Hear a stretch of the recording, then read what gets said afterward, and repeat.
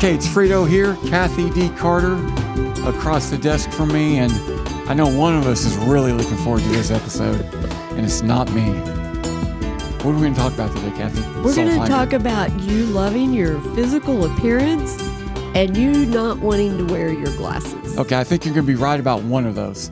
Okay. So let's... It's your physical appearance, right? Yes. Let's go with this. If you've listened, you know that I believe I'm a very healthy individual, and I'm healthy enough to admit I'm not a good-looking dude. Okay, and I'm fine with that. So that's the physical appearance. But then also, I've started needing reading glasses, and I don't like that. I don't want to put them on. And why? No, I'm going to let you. You tackle whichever issue you want, all right, and you give me your thoughts, and then because I think you're wrong about one of them. So, are the glasses comfortable? They're fine. Do you like the way you look in your glasses? No, but I don't like the way I look in it without my glasses. Do you find the glasses to be a nuisance? No. Life is a lot easier with glasses. Okay. Quite the opposite, yeah. Why do you not want to wear your glasses? Because it is a sign of weakness. Oh, this fits you so well. Of course, that's what it is. It's a sign that I need help. Oh my, and it's difficult to ask for help. Oh, this is a good one. And that's a very personal thing I'm sharing with you. I understand. It is a very big thing in the whole collective, though. Think about it. We're going to change our topic here a little, no doubt, but think about how people don't want to ask for help. People feel shame when they need to ask for like medical help, like they have something wrong with their body. They will keep it to themselves and not ask for help because they feel shamed in asking for help. I can give you an example. Take a little child that has chapped lips.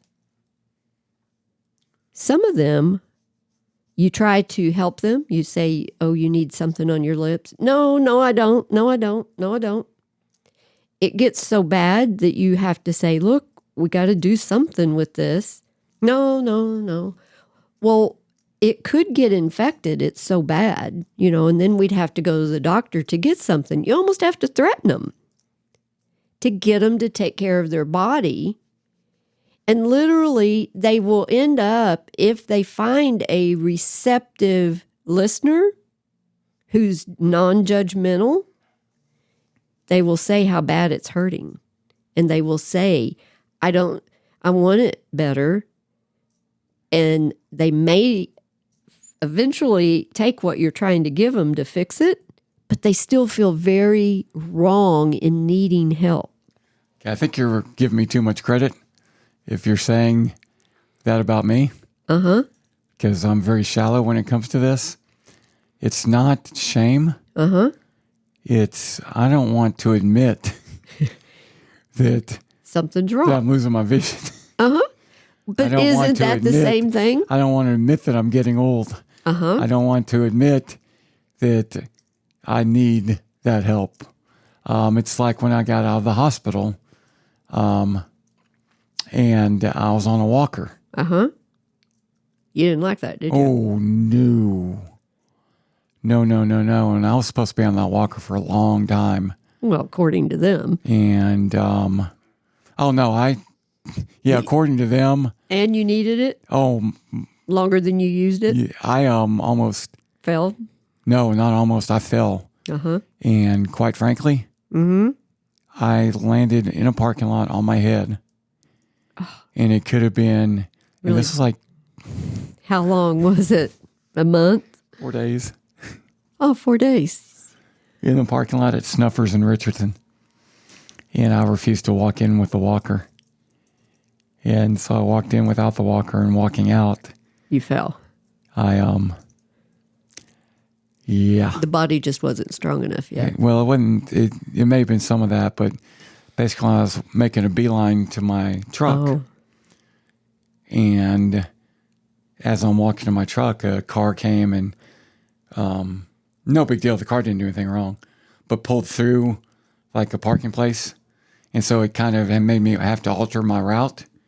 And so when I took the the side step, I lost my balance and I landed on my head. I mean, and fortunately it could have been really bad. Yeah. It could have been really bad. But yeah, so yeah, I don't want to admit that I need that help.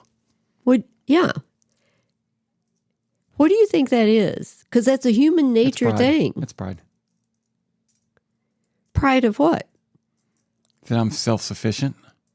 And where does that come from? Why do we feel that way? With me, it's just kind of how I am, maybe. Because we haven't even gotten into accepting help from people. I know. But I think I told you the story about my physical therapist. My physical therapist, my hospital stay, you have the medical part, and then they had to teach me to walk again. Right. I lost every muscle in my body. Right. So I spent 4 weeks in a inpatient physical therapy. Once all the medical stuff was taken care of. Right. I still had to learn to walk and build some muscle and stuff like that. And like on day 2 or 3, my physical therapist came in with one of those grabber things. A big tube with ropes on it and a big shoehorn. Oh, my. And she walked in with that, and I knew exactly what 2 of the things were. I didn't know what the big tube thing was. But they were aids to help you put on your shoes, and the tube thing was to help you put on your socks. Oh. And the grabber thing was so you can grab things without... Getting down. And she brought them in, and it's probably the worst I've ever acted. Have I told you this? No. You have not told me this. Once again, we'll go explicit. Is it okay to go explicit on your podcast? Yes.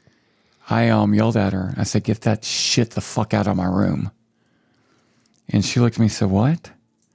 I said, "Your job." I'm sorry, I apologized for saying it this way, but it's the way I said it. And I've got to... You were triggered at the moment. I want to make it clear. I work with Special Olympians, and I think that they're the greatest people on the face of the earth. But I told my figure, this is how passionate I was about this. I said, "Your job is to get me better. It's not to teach me to live like a retard for the rest of my life." And she said, "What are you saying?" And I said, "I know what that shit's for, and I'm not going to use any of it." And by this point, I was in a wheelchair, and she had handed it to me, all 3 of those things. And I could fit it in, it was in my hand. And Kathy, I'm holding 3 pens in my hand to symbolize all 3 of them, right? And I took them, and I threw them as hard as I could across the room. And they landed right at my feet because I had no strength. And it was so sad. It was so sad because I took every ounce of energy I could, and they should have landed well across the room, but with no strength, they just landed right at my feet. And she said, "Are you done? Are you finished?" And I said, "Okay, I'm done." She said, "Mark, these are the things that are going to make you independent. These are the tools that are going to keep you from having to call your friends to help you get dressed in the morning." Now, what she failed to mention, and she should have at that time, was they were just temporary. Okay? Right. But she didn't say that. Right. And so I told her, I said, "Look, I'm going to make a deal with you. You get that shit the fuck out of my room, and how long is it going to take me to learn to use that stuff? I know how to use a grabber. I don't need to be taught that." I said, "But the other stuff." She said, "No more than an hour." I said, "Okay. An hour before I check out of here, we'll see where I'm at. And if I'm not able to do things on my own, you can come back in here and teach me. But I do not want to start my stay here with that." And I was violent, and I was a jerk. You were triggered. You were projecting emotion. I think I apologized to her every single day Good. after that for the way I treated her. Good. But and there are a couple more incidents with her where once again accepting help. Mm-hmm. And we haven't even gotten to people. I know. Regular accepting help. But when you're in that position, before, and then they got me to the point where I could walk with a walker. Mm-hmm.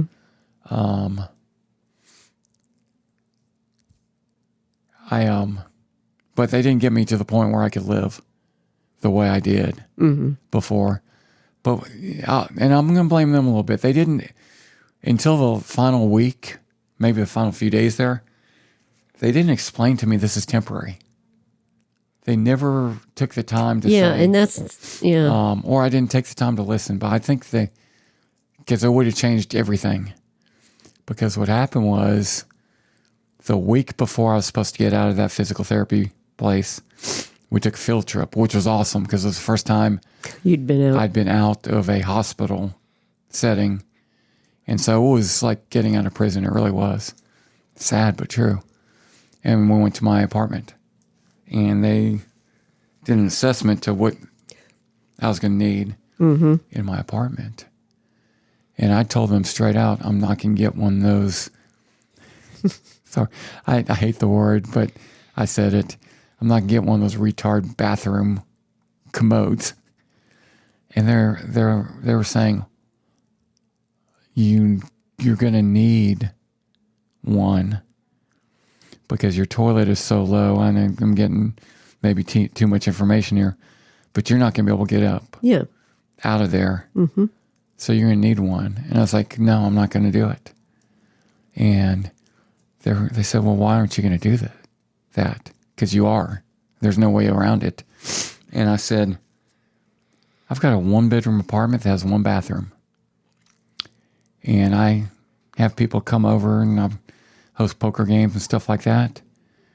When I go to someone's house and use their bathroom and they have one of those things in there, I'll feel sorry for that person.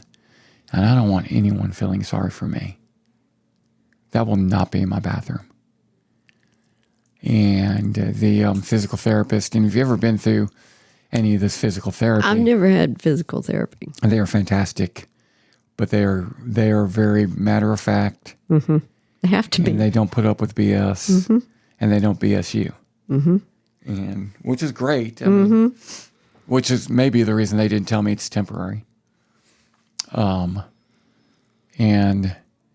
they said, Mark, you've got 24 hours to get over this because tomorrow we're going to come in with a catalog and you're going to pick out a shower chair. And I was like, no, I'm not. And they said, you're going to pick out how you want, you're going to pick out all this stuff. And you got 24 hours to get over it because we're coming tomorrow. And so, I had 24 hours. They came the next day. And I looked at the physical therapist that I threw my tantrum at weeks earlier. And I said, Samantha, because you get to be close no. with these people. I said, Samantha, don't bother showing me that stuff. And I was smiling. I said, I've got the solution. And she said, the solution's right here. And she shows me the catalog. I said, no, I don't need that. And she says, what's your solution? And she's rolling her eyes. I said, well, I'm not going to use my bathroom. She said, what? I said, well, my apartment's on the first floor. There's a public restroom that has a handicap stall. So whenever I need to go to the bathroom, I'll just go down to... That's logical, isn't it, Kathy? I don't know. She said, let me get this straight. You live on the 4th floor. I thought you said first floor. No, that's where the bathroom is. And you live on the 4th. Yeah. No, it's not realistic. Go ahead. I said, there's an elevator. Mm-hmm. And every time you need to go to the bathroom, you're going to take the elevator down to, like in the middle of the night, you can get dressed again. And I said, yes, that's a sacrifice I'm willing to make. She said, that is the dumbest idea I've ever heard. I'm going to give you another 5 hours. to think about that because we have another session at 3:00 today. And I'm going to tell you that session, you can come into my office and we're going to order this stuff for you. So you've got 5 hours to change your stupid mind. So 5 hours later, I go to her office. I'm in a wheelchair. I go to her office and she says, have you changed your mind? I said, no, I got another solution. And she said, oh my God, what's your solution? I said, I'm going to check with my apartment, see about getting a 2-bedroom apartment. Because that 2-bedroom apartment will have 2 bathrooms. And I can have one for me where I'll put all that retard stuff in. And I'll have the other for my guests that doesn't have that stuff in there. And she said, that's the second dumbest idea I've ever heard. And I said, well, why is that? She said, well, look, if you want a 2-bedroom apartment for other reasons,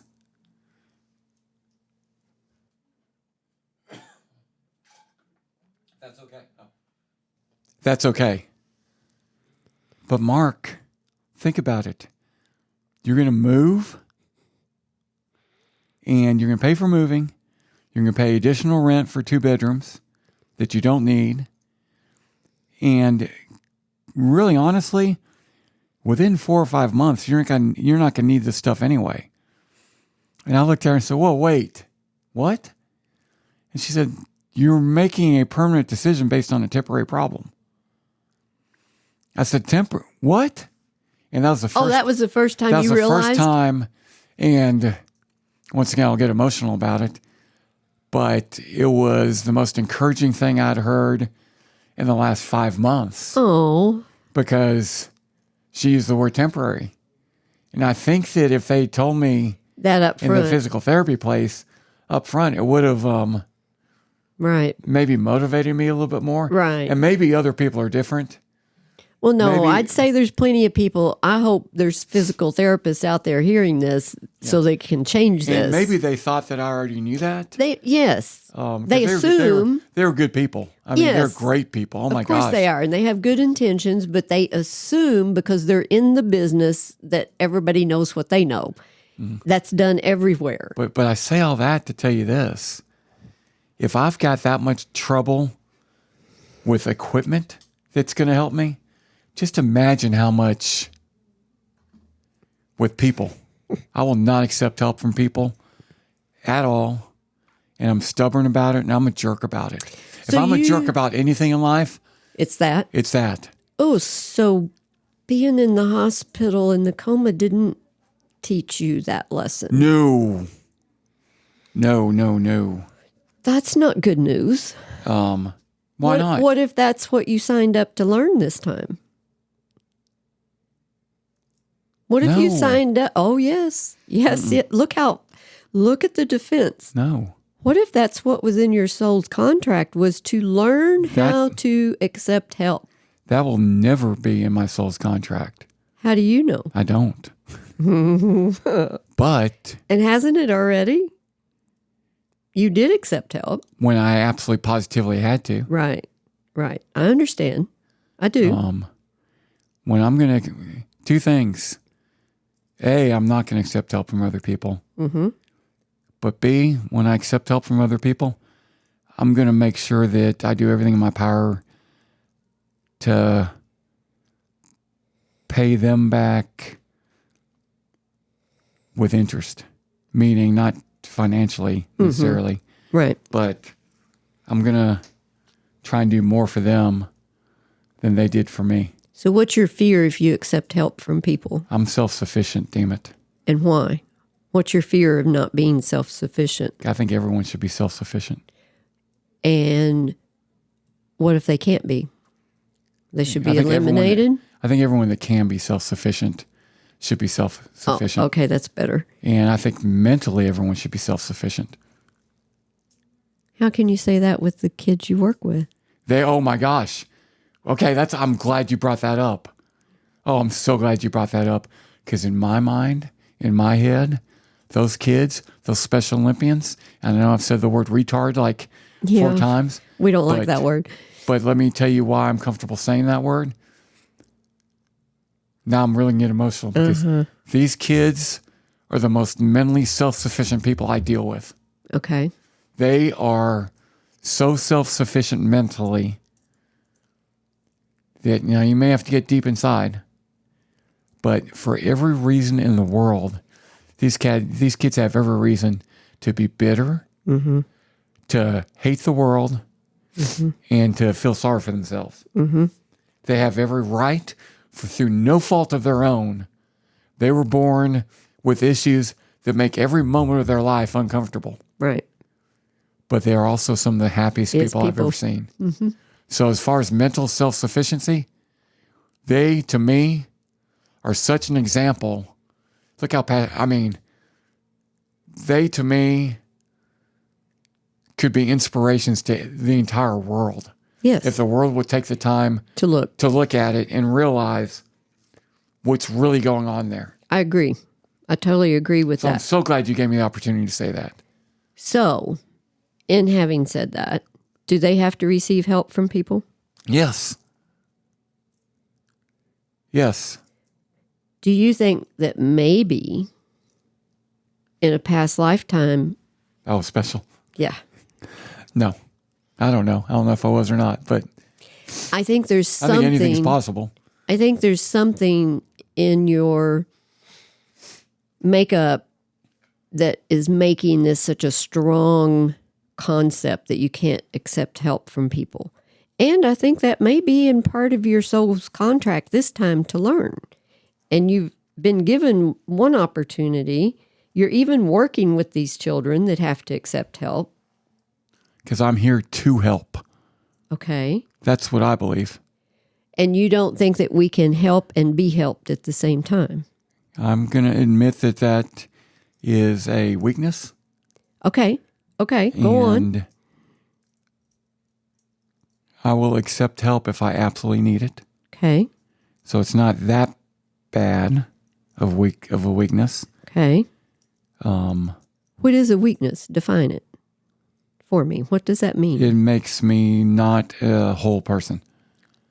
Not a completed work. It's a work in progress.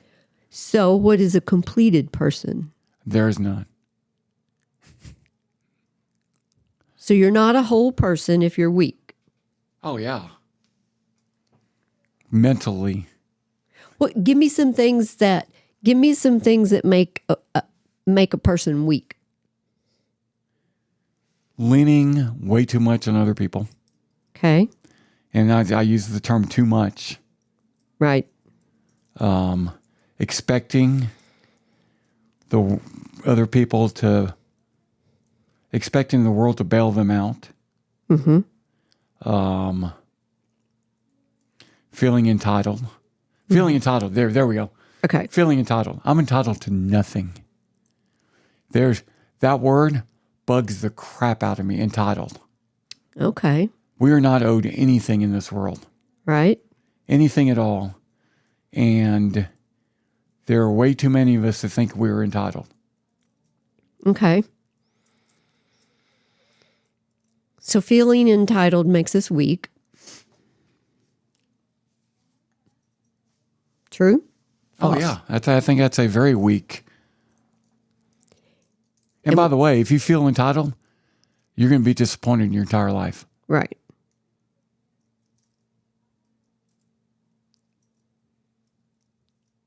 As a kid, were you ever entitled? No. Was anyone in your life entitled? Yeah, probably. Yeah.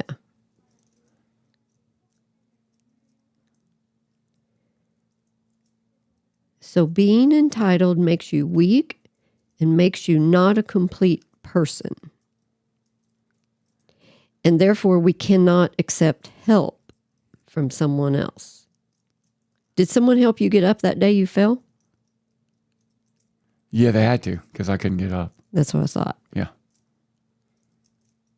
But believe me, I tried before I... Oh, yeah. I'm sure you did. Was it the person in the vehicle? No. The person in the vehicle didn't do anything wrong at all. Yeah. Well, I thought maybe they saw you fall. No, it was actually bartender from Snuffers. So there's obviously what I would say if I had you in session. There is some stored emotion, unhealed, in your energy field about entitlement. There is unhealed emotion around not being complete. And if you could heal that stored emotion, you would not be so adamant. Now, you may still have your belief on entitlement and that it's not a good thing. I get that. But you would not be so fearful of accepting and letting the flow of energy come and go of help. Okay. No different than money, no different than love. Everything is an energy, and we have to receive and give in order for it to flow in and out of our life. We give it, we receive it. Okay. How about control? Control. Not accepting help means that I am, like I always say about being in control of my outlook and being in control of my emotions and being in control of how I react to other people. If I accept help, that's Giving up control. That's not being in control. Oh, so control's our issue. So you are trying to control your life by not receiving help.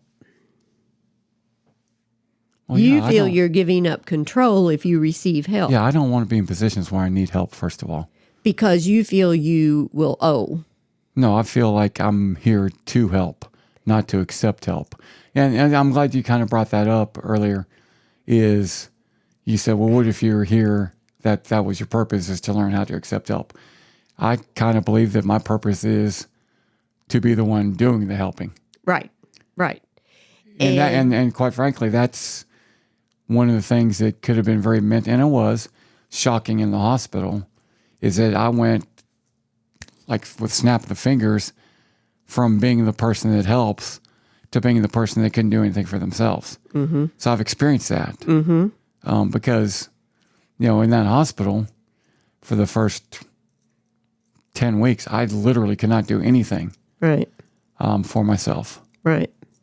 I've been there too. That's not fun. Yeah. And it does change a person. However, you're still very adamant about not receiving help. Yeah. I will do everything in my power to not need that help. Because it shows weakness. Well, I think as we're talking, I think it may be more of a control thing. I want to control my life. And I think more people need to take control of their own lives. Okay. And accepting help help is a very, very, very, very, very last resort for me. And I know that there's going to be times. But. So if you're getting out of your car and you've got 4 boxes to carry in and someone wants to help you, you won't let them. It depends on how it's approached. Meaning that if they're helping me because I feel like they feel sorry for me, you won't let them. If they're helping me because they think I can't do it, I won't let them. I'm going to prove that I can do it. The other thing, though, Kathy, and I think that this isn't a bad thing. I think it happens all the time in nature. And I don't think nature's a bad thing at all. No, it's our teacher. Is that I can get creative and fix things without help from others. And when I say nature, when you see the 3-legged dog. They adapted. Yeah, they adapt. And that's... Is there a survivor piece of this? Maybe. But, and it's interesting. I mean, you pull things out of me that I pretty much keep to myself. And there's still a lot that I keep to myself. I know. But it's really interesting. I'm kind of interested in psychology and mental, not to the point where I'm studying it or anything like that. But what's happened with me, physically and mentally, is I've adapted. But I've, to the point now where I realize I don't have to adapt anymore. I'm living pretty much the way that I lived before the hospital, but for the last 2 years, I mean, in order to live life, I've had to do things that people don't know that you do to make it. That I've had to do to, in order to live, not live like stay alive, but to do the day-to-day. It's not unlike when I had the 2.5 gallon water jug that I could not pick up when I was sick, and I figured out how to get the water out of it. Yeah, you found ways. And but what's interesting to me, and you may have gone through this because I know you've been through some stuff in the recovery process. I don't even realize certain like things that have gotten back to normal. For example, I don't know if I'm going to be able to describe this properly. Okay, I'll have an easy example is my couch. For the first year after getting out of the physical therapy and all that, I could sit down on the couch, but I couldn't get up on my own because it's so low to the ground. Well, now I can. Now it's no big deal. So that's easy. Okay, I can do something I couldn't do before. But other things like getting in and out of my truck. There had to be, and the physical therapist taught me this. There's a special, because when you're in that condition I was in physically, it's all about form, and you have to change the way you do things, but you can do them. You just have to change the way. Yeah. And this happened I don't know when it really happened, but I noticed it probably 2-3 months ago that I'm getting in and out of the truck the way I used to. I'm not even. It's changed back to the normal way. Yeah. So, but you don't even notice it. Until you do. And then you can kind of, it can play tricks with you like, okay, am I doing it right?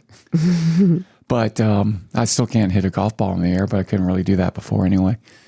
But you adapt and, you don't. Our bodies are amazing. You don't necessarily need that help. Like you said, if I've got 4 boxes and someone wants to help me, maybe if they approach me the right way, and I'm not putting it on them, but okay, maybe. But if it's, oh my gosh, and you need help. No, I don't need help. I'll make 2 trips. Yeah, that's a trigger for you. Yeah. And it could be a control thing, but I get what you're saying about people that accept too much help. I mean, you can swing way too far, and they'll just sit and wait on people to help them. I get that part, but you're probably right. It's the control is the real issue here. And I think, and you've heard me say it on these episodes, and I may be too strong about it, but I think that you can't, I shouldn't say can't. I think mentally strong people, they do control everything that they can control. That is that is part of the healing path that people go through the control issues, and lots of their control issues, they have to be willing to give up to be able to move on to higher frequencies, because Mr. or Mrs. Control has to be retired. Yeah. Because to move into the unknown is what life is about. But, it's a fine line, though. Yes. Because we'll go back to faith. My faith teaches me that you've got to give up control. Right. And that's, if there was a lesson in what happened to me, faith-based, that's the lesson, is that you think you're in control? Yeah. Trust me. You're not. I'm in control. You're not in control. Right. That's one thing. But the other thing is, even though you need to give up control, you have to have the ability to control what you can control, and know the difference. And know what you can't. Right. Now that brings me back to where I was wanting to be, because there's so many things in life we try to control that we should let go of. Yeah. But as you say, there are other things that we need to control. And most of the time, the way I explain it to clients is you're trying to control everything out here. And that's what creates your anxiety, your panic attacks, and everything else. Bring that control inside.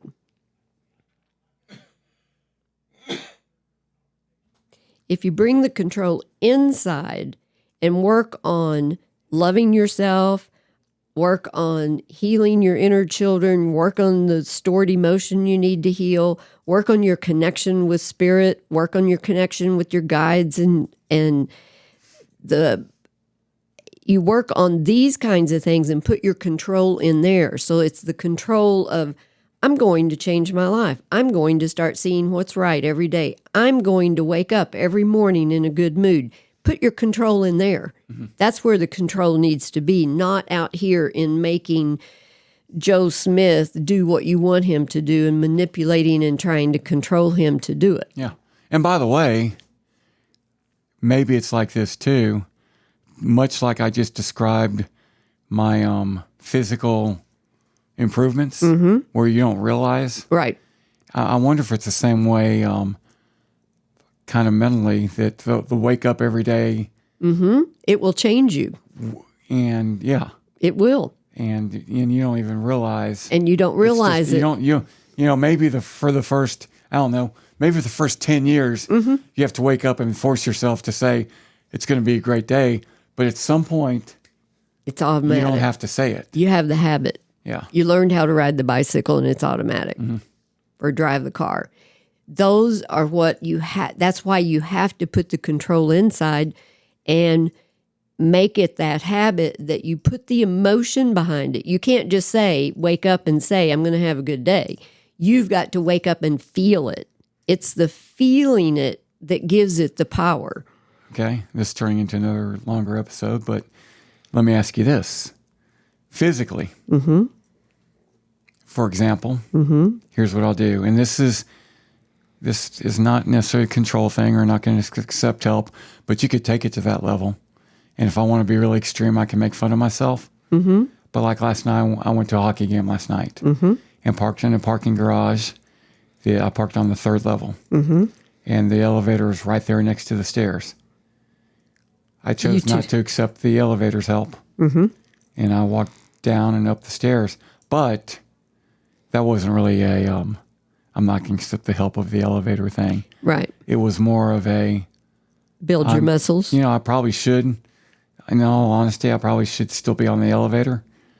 But I'm going to take an opportunity right now because I've got the time. The game's not going to start for another half hour. If I have to go slow, I'm going to go slow. And I basically, now if you watched me, you didn't see it, but I basically ran down the stairs. You wouldn't know by watching me, but I felt, I pushed it. And maybe that's stupid because I could have fallen down the stairs, but I can't be living in a bubble. No. And so... No, I totally understand that one. I don't feel that was not accepting help, not using the elevator. If you're able and you're not exhausted. Yeah, actually where I was going with that is, does it work the same way mentally? That I'm choosing, because it's hard for me to relate, because I don't remember the last time I woke up in a bad mood. You know, I honestly don't. So I can't relate to someone. Do you ever remember changing that? No. So you've always had that this lifetime? As far as I know. As far as I know. And you're lucky in that respect. I feel very lucky. In that respect. It sounds very cliche and very weird, but the thing I'm most grateful for is that I was born with gratitude. Yeah. Yeah. Because it's huge to be able to stay in gratitude and to always see what's right. And you know, we've talked about this, but the gratitude thing was so natural to me. Well, that's why I like the DVR comparison I used in the last episode, or maybe in this one, they're all I running together. know. I don't know either. But I like to go back and see what I was really thinking in my childhood, because what I remember, much like you say, what I think today, and it could change tomorrow, what I remember, and it may not be accurate, but I remember feeling very fortunate that I had a roof. We were not rich.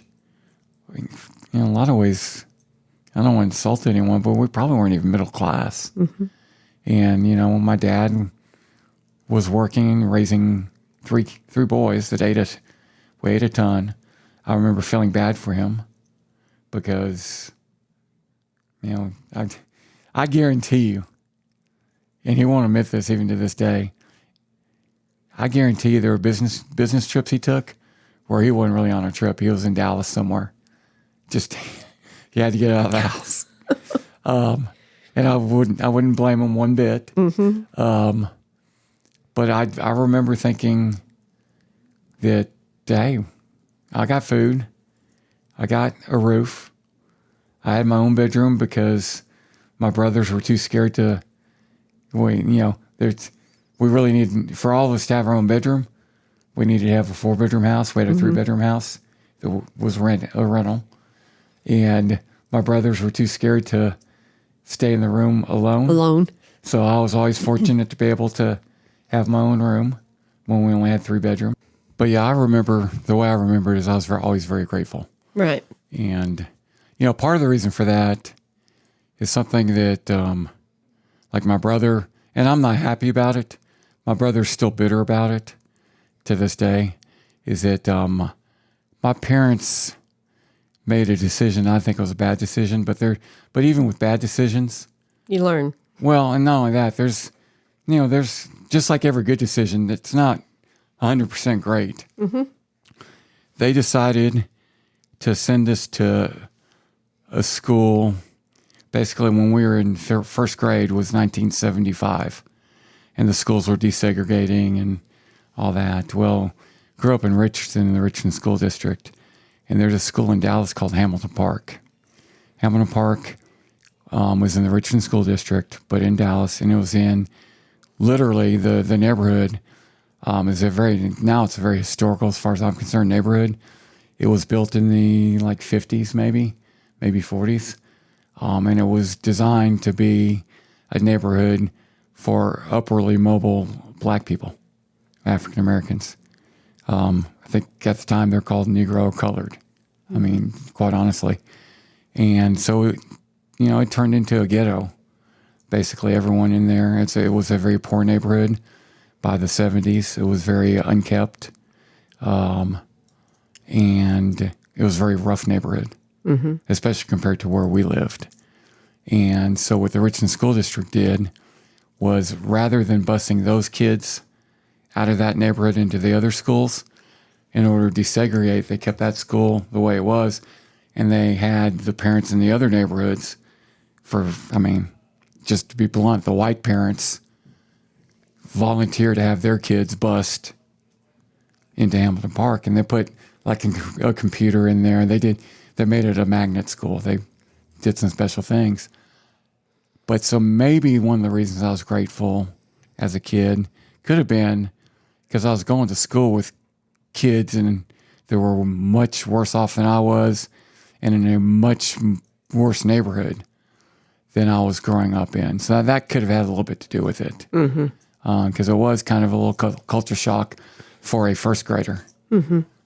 So that could be one of the reasons. But like I said, I've told you I have a twin brother that didn't have that natural. He's a good person, but were you identical or identical? Yeah. It's so interesting probably to study twins, because it does seem like they're opposite, even the identical ones. Yeah. They have opposite. And I'm kind of fascinated with that too. Once again, great person. We didn't get along growing up. We were very competitive. To this day, there's only been 2 people I've ever punched. Well, 3, my little brother too. Both my brothers and some other dude that sexually assaulted me. But it's funny because me and my twin, the way I look at it, once again, I can't wait to see this DVR. Mm-hmm.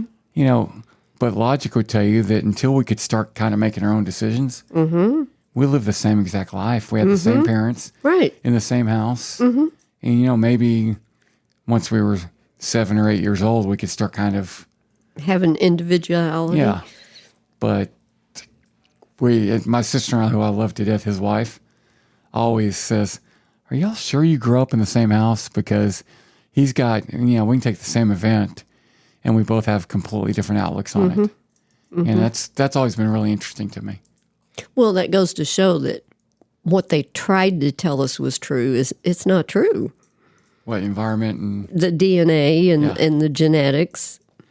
the example I always use, and I apologize if I've already told you this, but the extreme example that really illustrates how differently we look at things is we never had soft drinks in our house. But there are a few times that,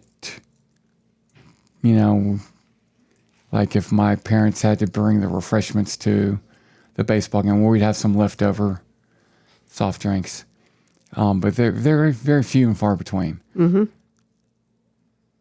If my father ever found like a can of Coke that even had an ounce left in it, he would flip out. Oh, because you didn't drink it all. Yes, because it was wasted. And we could have been beating up the neighbor kids in the backyard, and he wouldn't have cared anywhere near as much as Wasting that can some. of Coke. And that part's true. We both, my brother and I both agree on that. We both have the same memory of that. But it wasn't until we were adults that I realized how differently that impacted us, because I always thought, you know what? We're fortunate enough to have Coke. We probably should drink it. And this happened. That's why I always looked at it. I didn't know the way my brother looked at it Right. until he bought his first house, and they were having a housewarming party, and my parents were there. And my brother stops the party. There's probably like 25, 30 people in the living room. The living room's attached to the kitchen, and you can see everything. And my brother stops the party like he's going to make a toast or something. He says, "Everyone, stop. He says, "Dad." And my dad looks, and Joel turns around to the refrigerator, grabs a 12-pack of Coke, pulls 6 of them out, opens them all up, and pours them down the drain, and says, "My house." And I'm like, two things. A, it was hilarious. But I'm like, you effing jerk. Here's a guy that was trying to do everything he could to support 3 growing kids on his salary. And all he did was yell at us when we didn't drink all of the Coke. And you're going to make him feel that bad? But it was funny. But so I've always been grateful, as far as I think. Right. Right. So And that's so important. It changes your whole outlook. So it's hard for me to understand if people can learn to be grateful. Oh, of course you can. Okay. Because it's like learning to ride the bicycle. You have to train yourself to see what's right and to be grateful. So I don't think I ever had to do that. So it's hard for me to relate. And that's why the word entitled bothers me so much too, by the way, is... They show no gratitude. Yeah. Because if you feel entitled, you're not showing any gratitude. Right. If you feel entitled, you think you're owed, and you're not. You just simply are not. And even like the Medicare and Medicaid commercials you see on TV where Joe Namath, and there are certain words in the English language that just really rub me the wrong way. Entitled's one of them. And he, in one of the commercials, he says, make sure you're getting all the benefits you're entitled to. And I'm like, no. Right. No. Anyways. Well, it's part of our problem in this society. So that's Kathy D. Carter, the Soul Finder. I think I'm talking way too much, so I'm going to stop this episode. And we're going to move on to the next one. But if you want to find all of the episodes, you can go to kathydcarter.com. There's also a live audio stream that, quite frankly, I would suggest if you're the type that works at home or you're able to listen to things at work, turn on that audio stream and you can hear back-to-back-to-back episodes. Look, Kathy's like, why would anyone do that? No, I can see people doing that, and people are doing it. So anyways, kathydcarter.com.